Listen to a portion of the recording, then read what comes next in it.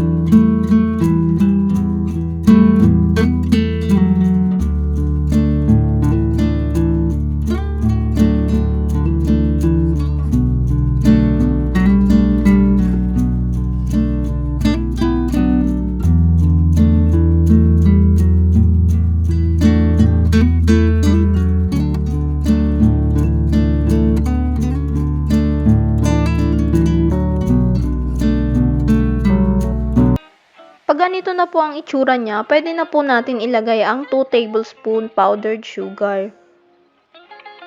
Pero bago nyo po ilagay ang powdered sugar, make sure lang po na nababaan nyo po yung speed para hindi naman sumabog at magkalat ang ating powdered sugar. Then after po i-mix, wag pong kalimutan i-scrape yung gilid kasi para maging pantay po ang ating boiled icing. Walang bubuo or anumang gaspang na magkakos ng pagpangit nito. Habang binibit po ng ating mixer ang ating egg white, ay balikan po natin ang ating nakasalang. Ayan, maglalagay lang po tayo or magbabrush ng water sa gilid nito para hindi po ito mag-caramelize. Para naman po malaman natin kung ready na ang ating syrup, ilubog lamang po natin ang spatula at hayaang pumatak ito pag may nakikita na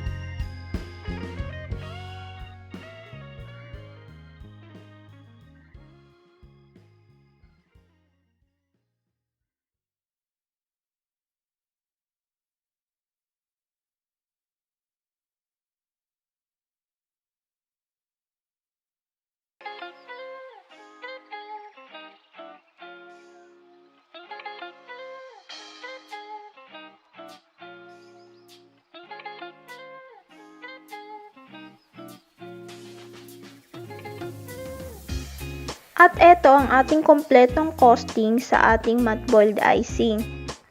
Thank you for watching. Enjoy!